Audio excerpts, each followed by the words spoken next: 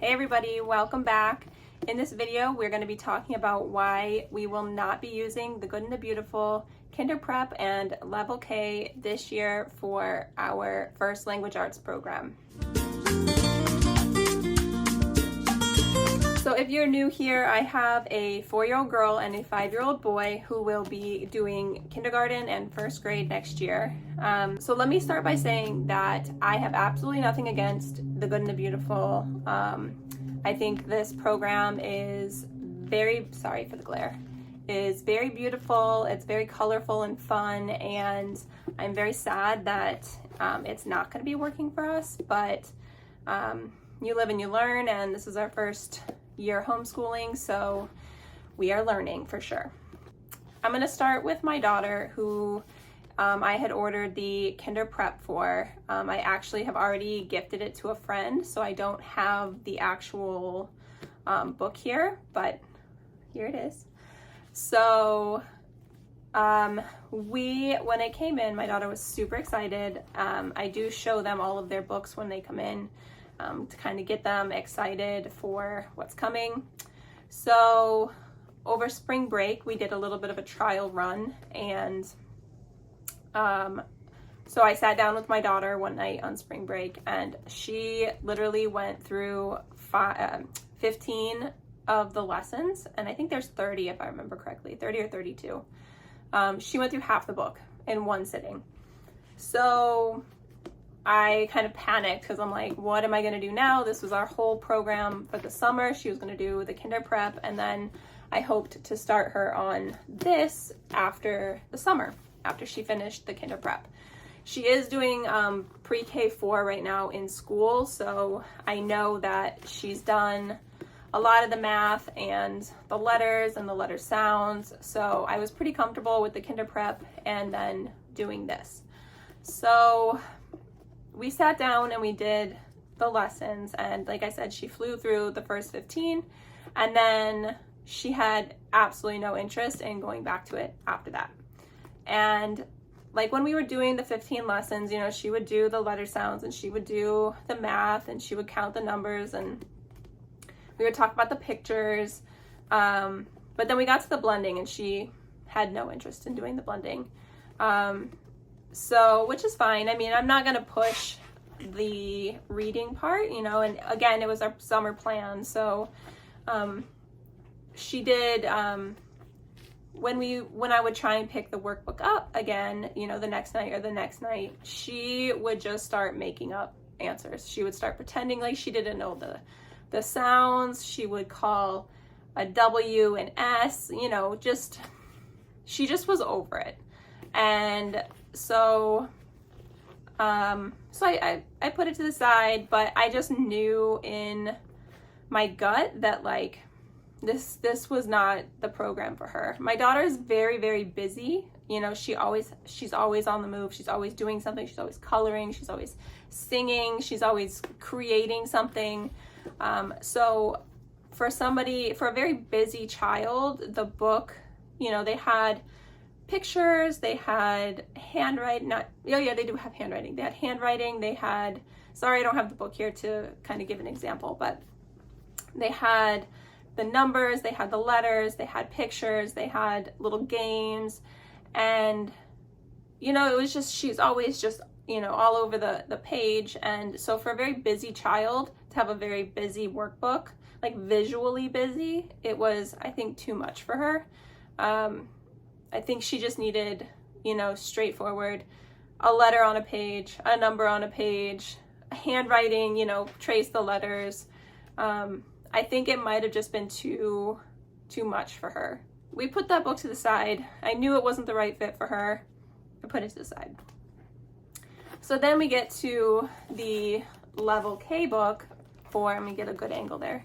The Level K book for my son. Again, he is finishing kindergarten this year in school. But when we did the placement test, he did test at this level. So they are doing a little bit of reading CBC words and things like that in school, but overall, this was where he fell, or placed, I guess. So we did pick up, if you're familiar or not, the booster cards here, they do have a master before you start the course. Let me see if I can, right there.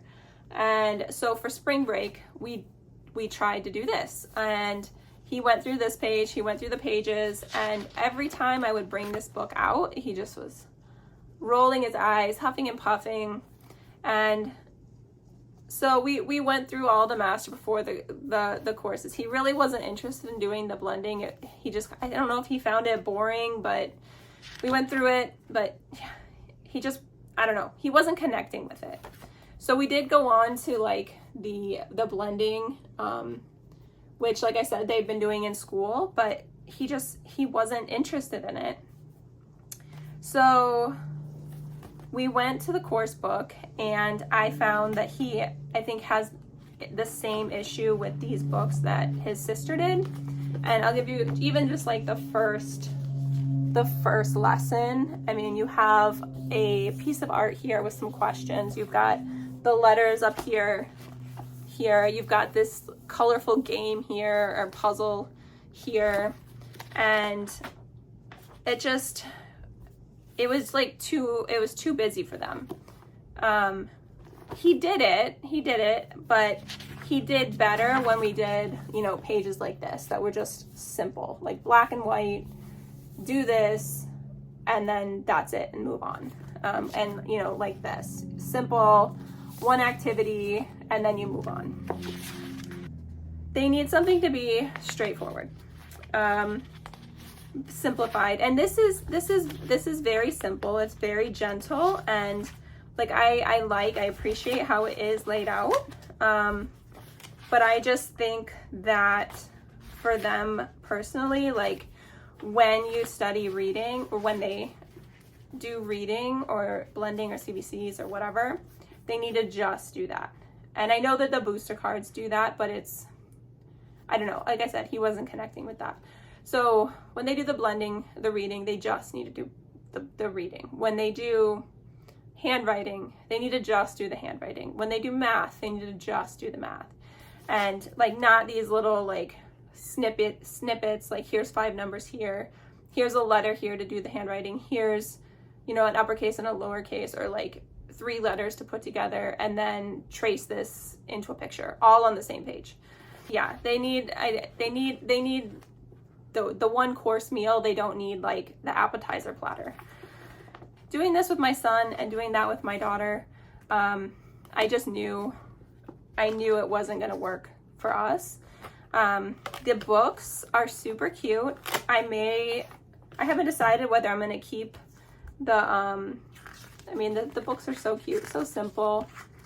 I might keep the books. I might sell the whole set. I'm not really sure. I don't like a lot of excess stuff just laying around, even though if you look in my background, there's lots of stuff laying around, but we are moving soon. But anyway, so yeah, I can't go into their first year of language arts, of homeschooling, having them do a program that like I just want to work, but I know in my gut is not the right program for them. So I did go back to the drawing board and find something that I think that they will love. And I will talk about that in an upcoming video, so stay tuned for that. Again, I have absolutely nothing against this program.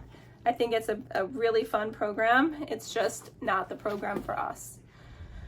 So I hope that was helpful for anybody that had questions or was wondering about maybe why this program might not work for everybody.